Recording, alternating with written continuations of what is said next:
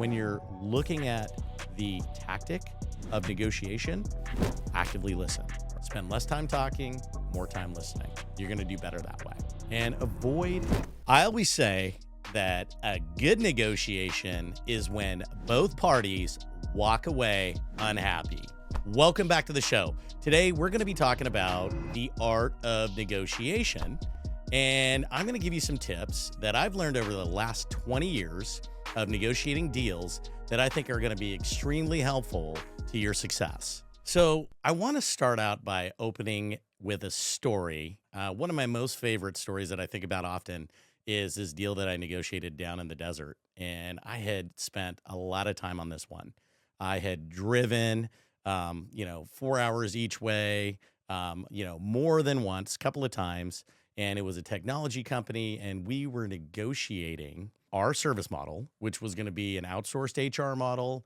It incorporated benefits, workman's comp, payroll, right? So a lot of facets of numbers. So this company, had a good amount of employees. They were interested in what we had to offer. They wanted to do something more. And it was really interesting because I was negotiating with the owner, as well as the COO, which was his stepdaughter. And it was really interesting because we came down to the nitty gritty of, getting through the proposal, talking through all of the objections. Now we get to the contract. And as we're reading through the contract, we get to this one point. And all of a sudden I look over and he slams his fist and he goes, "Why do I need to do this?" I said, "What are you talking about?" Right? Because it's good for your employees. It's good for your company. We talked about this. And he slams his fist down again. He says, "That's BS." And I said, "Well, what's going on?" And in this portion of the contract, there was a personal guarantee. So that means that he personally had to take responsibility for the payroll that he submitted. And I was like, yeah, that kind of makes sense, right? If you submit payroll and, your employees get paid and then we go to draw the money out of your account and there's no money, somebody has to be responsible for that. He threw me for a loop when he said this because I wasn't prepared for this one. He said, "Well, what if I submit the payroll and you don't pay my employees, right? You as the company, and the owner of your company takes a trip to Tahiti on my money." And I said, wow, that's a valid point, right? Because I didn't really know how to respond to that because I had always prepared myself to say, no, this is why you need to do it, so the company, doesn't get screwed over. So the funny part about this is, as I go into this, my alternative was, hey, well, if you don't feel comfortable signing this personal guarantee, why don't you just put a deposit of one payroll up front and we'll hold that? And he said, so you can screw me twice and go take 2 vacations? So as you probably can imagine, this thing gets a little bit tense, a little bit heated. We're going back and forth. I'm kind of looking around the room and I'm thinking, what do I do now? I've got multiple hours invested in this deal, so I'm not giving up. I'm not giving up. So then he says, well, I have to go to an appointment. I said, okay. And the COO looks at me and says, "Hey, I'm so sorry about this, Charles. We'll get to the bottom of this. We'll talk it over and we'll get back to you and we'll get this all straightened out and we'll overnight that." But I knew at that very moment, if I would have left, that deal would have been dead. It would have been over. So he looked at me as he got up and I looked at him. And as he looked at her after she made that statement, he goes, "He's not going anywhere." He says, "You're not going anywhere, are you?" I said, "Nope." I said, "I'll be here when you get back." So regardless, I spent the next hour and a half eating lunch with the COO on the phone with my boss, trying to figure out a alternative, and came up with the conclusion that as long as he gave us permission to run his personal credit, which really was irrelevant at this point if he didn't sign the thing, that, my boss would be okay with it. And I would propose that to the owner when he got back. And when he did, long story short, he wasn't excited about having to give up his personal information, but he did it. The deal got done and I drove home. 4 hours, happy, closed the deal, but knowing that sometimes negotiations don't always go to plan. So let's get into it and let's talk about a couple of things that you can do when you're coming up to negotiations in sales on the product or service you sell or whatever you're negotiating for. So the first thing that you need to think about is being prepared. So know what your best alternative is. And what I mean by that is, if they don't go for option A, what's option B? Because nothing really ever goes to plan. Like I said, sometimes you're going to walk away and you're not really going to be happy about the outcomes, but you have to be prepared up front to know what you can and can't do. So make sure that you know exactly what you have the ability to do and what you can get away with. And, I'm always a big, firm believer, being in sales a long time. Sometimes you got to ask for forgiveness. Some of you that are salespeople, you know what that means. But basically, you got to know what you can get away with and what you can give, right? That your part is going to accept. Research your counterpart. So when you go into these meetings, right, spend some time making mental notes.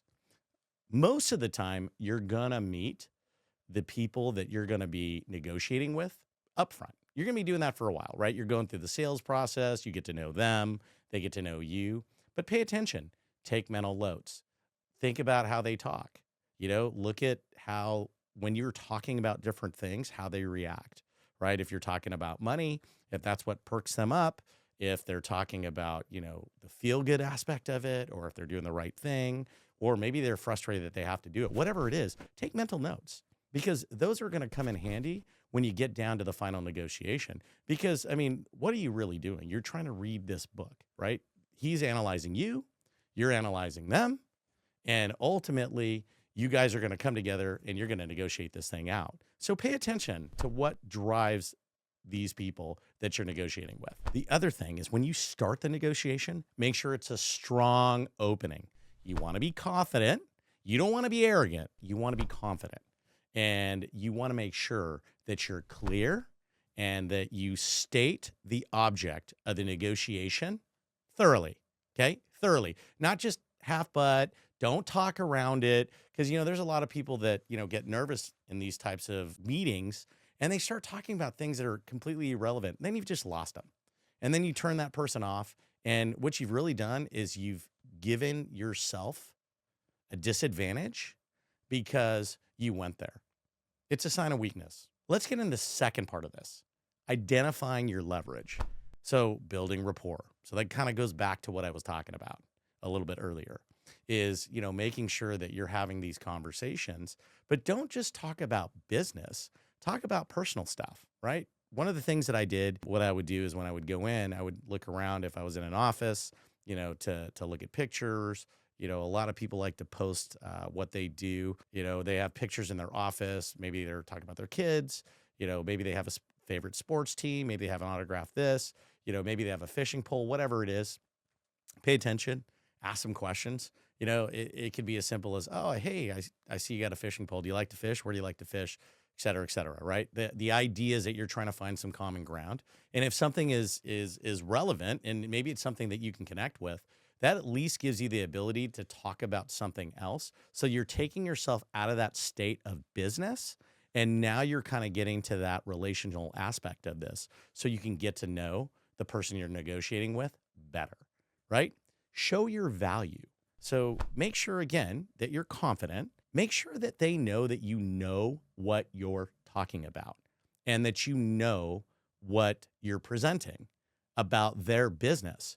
So I always like to, research a business. I like to ask a lot of questions. And over the years, you're going to develop, a different type of style and how you're going to get more information out of people. And they'll tell you how their business started, or there might be one pivotal point where they're really excited about it, what they're passionate about it. Pay attention to those things, right? Because what you can do is you can reintegrate that into the negotiation to make sure that, for instance, if you're talking about, bringing a better benefit, you could talk about, that particular employee, that was helped by, having good benefits, or that one situation where, they ran into a problem and, this is going to be the solution to solve it. So you're bringing it back in to make it relevant to them. Use your time wisely. So this is a big mistake that a lot of people make, is that they lose track of time. They don't have a cadence. Time either goes too fast and they rush, which confuses people a lot of times because, they don't think they're actually paying attention to you rushing, them listening to the words that are actually coming out of the mouth. You're not even projecting by rushing so much what is being communicated, because you're just trying to get through it so quick that they're just trying to figure out, why are you going so fast, right?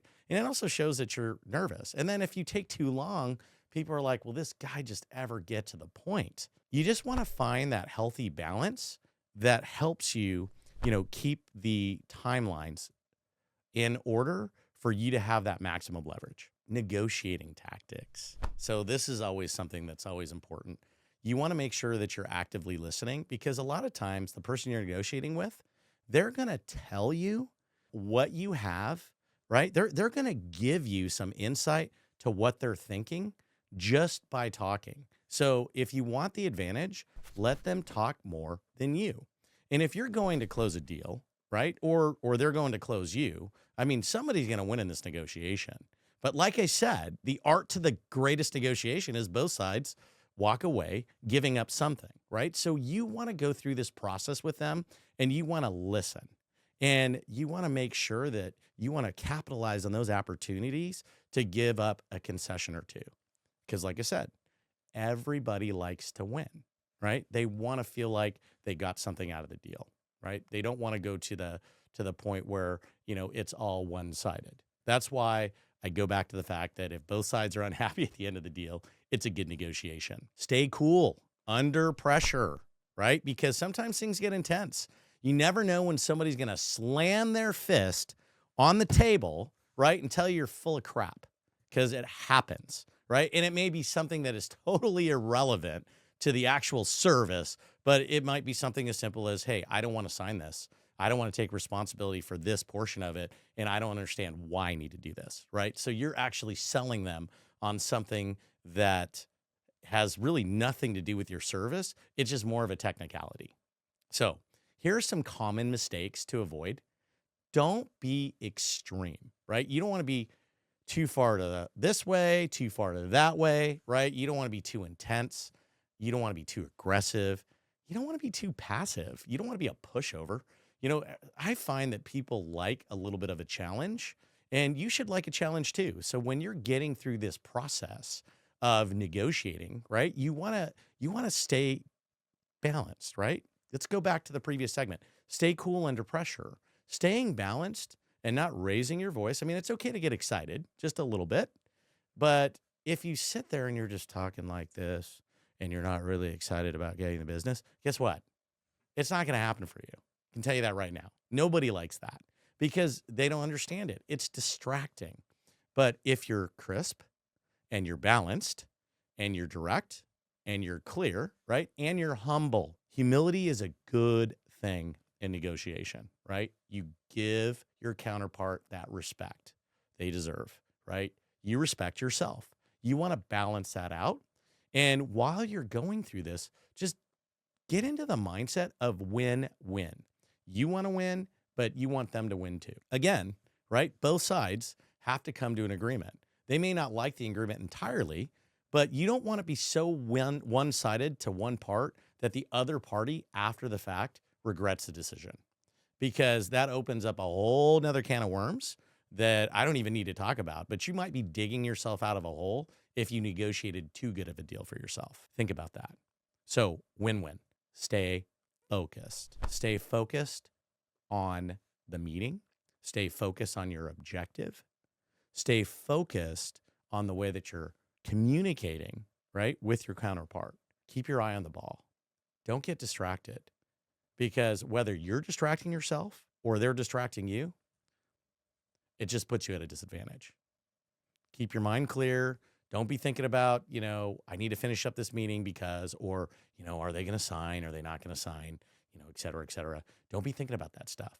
Just stay focused on what you're communicating, stay focused on your solution, and make sure that you're listening and paying attention. So let's recap here. Be prepared, right? Number one, you want to be prepared. Understand, the company that you're dealing with. Understand your counterpart, right? You have a lot of tools at your disposal right now, right? You don't have to just rely on going in and walking to their office and kind of looking around, although that's good. But, you've got all sorts of social media platforms. You can do a bunch of research, so on and so forth. Show your value. And show your value while you're building rapport. Building rapport, with your counterpart is a good thing. But showing them that they should respect your knowledge and that you respect their knowledge, that's a good thing. So when you're looking at the tactic of negotiation, actively listen, right? So spend less time talking, more time listening. You're going to do better that way. And avoid extremes, right? Think win-win. I just want to take this moment to give you guys some encouragement, because I mean, there are a lot of times where, I just feel like I go into a negotiation and I still get a little bit nervous when we do these things. And, sometimes I just have to take a moment and just have faith and just hope and pray that, I'm actually doing this for the right reasons. And a lot of this just kind of comes down from just digging down deep and thinking about how you want to represent yourself and the product or service you're selling, but it's really about your character. So the next time that you're doubting yourself when you're walking into a negotiation, just know that we all deal with that. Nobody has, the coin terminology where they're just not nervous, because if you care, you're going to be nervous. So if you found this episode helpful, share it with someone who needs to hear it or see it. You can find us on YouTube at Hey Charles Biz. You can find us on Apple Podcasts and Spotify at Hey Charles, or Hey Charles 77 on Instagram and TikTok, and Charles Ernst on LinkedIn. I appreciate your time. Thanks for watching. Thanks for listening. See you next time.